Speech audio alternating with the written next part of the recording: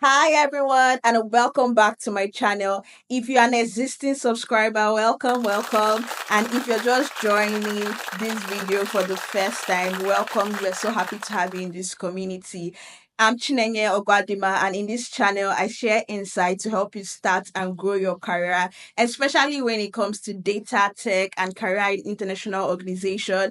Welcome to the second series of my video on how I got a paid internship at the United Nations.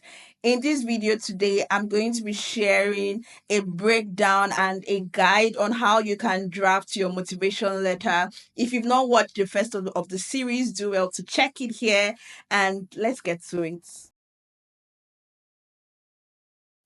Now, what is a motivation letter? So, I don't want to assume that everybody knows what a motivation letter is, but as the name implies, motivation letter is simply you stating your motivation or why you're best fit for this role. So, it could be you also highlighting your skills, but also talking about how this experience is going to help you because at the end of the day, an internship program is also for you to learn. And so that's in a simple way, that's what a motivation letter is.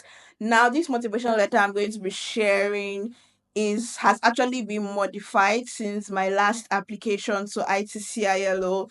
Please do not copy verbatim, but use this as a guideline, as a format to really structure your story. So let's get to it. So right now you're not going to see my face, but just the motivation letter in the screen. So don't worry, I'm here. Just listen to my voice and take notes of the guidelines that I'm sharing.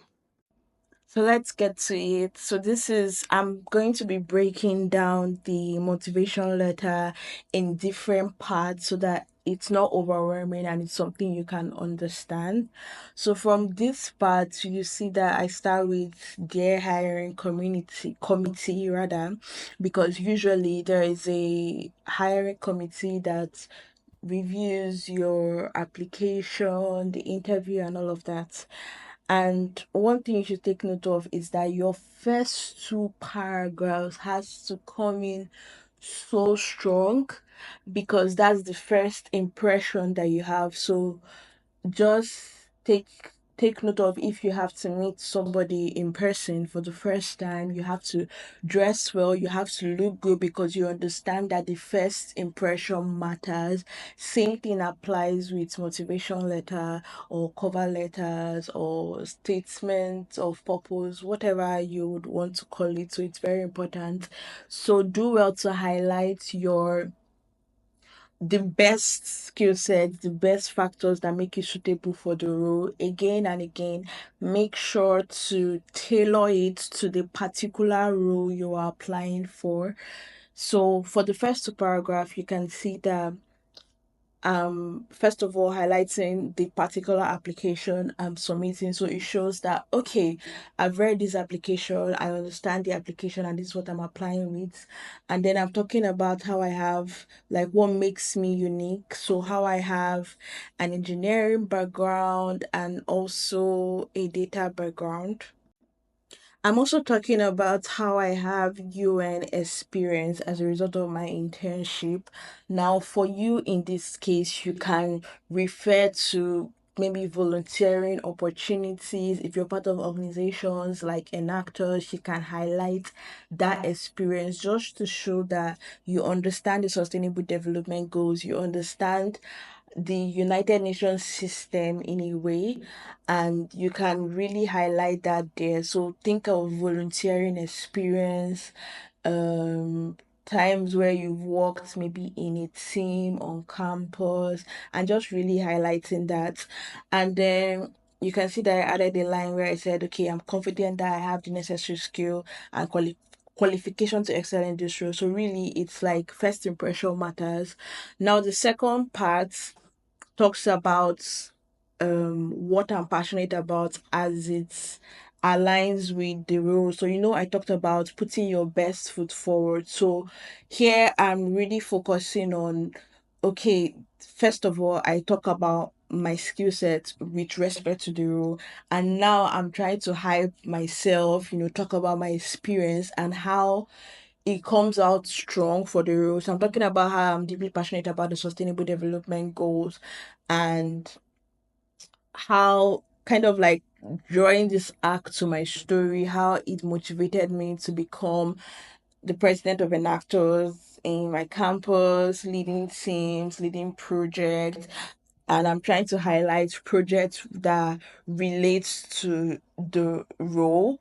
So this is something that you can take note of. So you've talked about your skill sets as it relates to this role. Usually in the description, it will tell you certain skill sets you should have. So if you have skill set that aligns with that, do well to highlight it in the first paragraph, and then the second paragraph is basically you backing up what you said with realistic facts and statistics. So that's exactly what I'm doing here.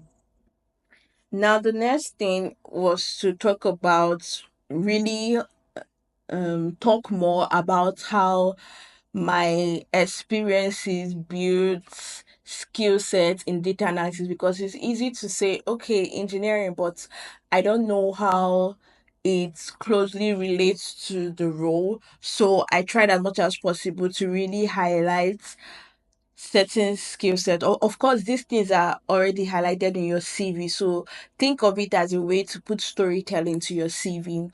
So that's what I did here. I talked about certain things I was proficient in as it aligns to the application, because I think the application also talked about like skill sets. You have to be proficient in this, proficient in that. So just highlighting that, and also highlighting how I have other backgrounds as related to project management and all of that, because most times in the UN, like apart from your role, you're also managing projects, managing stakeholders and all that. But then I also talked about my experience at the UN agency. So to really establish that I have an understanding of how the United Nations work and the values, and talked about projects I worked on while being an intern. And then lastly, tying everything together, talking about how I'm confident in my skill sets for this role, and then talking about how like kind of like highlighting the benefits of actually If you've being part watched of this this video from the program. beginning to the end, And then lastly, you thank them for considering your application, how you're excited to learn from and contribute to the team, and how you're also looking forward to hearing from them. And you end with kind regards, best regards, and that's about it. if you've watched this video from the beginning to the end, thank you so much. And don't forget to like and subscribe. If you have any questions, do drop them in the comment section. And you can also check out these other videos on my channel. See you in the next video.